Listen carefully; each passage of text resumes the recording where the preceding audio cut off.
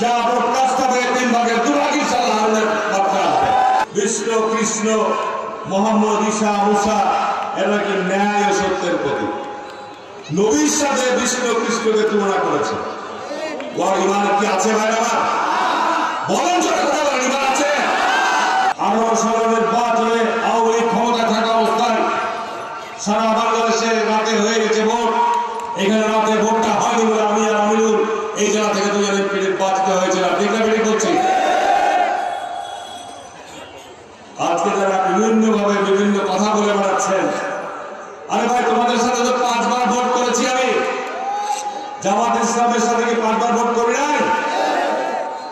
5 বার পরাজিত করেন নাই আপনারা? এমন কোন আসমান থেকে নেতা নেমে এসছে আজকে ফেসবুকে উল্টা পাল্টা পোস্ট দিচ্ছেন? নির্বাচনটা আসতে দেন, জনগণ কি রায় দেয় সেটা দেখবেন ইনশাআল্লাহ। যা ব্রডকাস্ট হবে 3 ভাগের 2 ভাগ ইনশাআল্লাহ বার্তা আসবে। 18 সালের নির্বাচনে 75,000 ভোটে হেরেছে। ঠিক না বেটি বলছি ভাইরা? আমি ইসলামী বক্তাদের আজকে জামাত ইসলামের বক্তব্য দিচ্ছেন।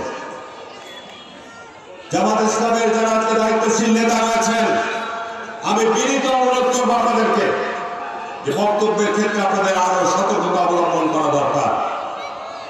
এমন বক্তব্য রাখবেন না বাংলাদেশের 90% মানুষ মুসলমান,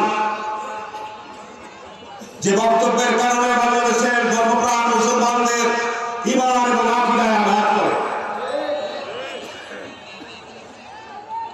আপনারা দেখবেন ইউটিউবে বক্তব্য আছে, আমি মিথ্যা কথা বলছি না। জামাত ইসলামের এমপি পদপ্রার্থী একজন নেতা পূজা মন্দির পরিদর্শন করতে গিয়ে বলছে যে রোজা আর পূজা বুধবার 1 লিটার রুটি। কি ঠিক না বেরিয়ে বলছি? ওনার ধর্মীয় জ্ঞানের কত বড় অভাব। উনি বলছেন বিষ্ণু কৃষ্ণ মোহাম্মদ ঈসা মুসা এরা কি ন্যায় ও সত্যের প্রতীক। নবীর সাথে বিষ্ণু কৃষ্ণকে তুলনা করেছে। ওর ঈমান কি আছে ভাইরা? বলেন জোরে কথা বলেন, ঈমান আছে? রোজা হচ্ছে আল্লাহর ইবাদত।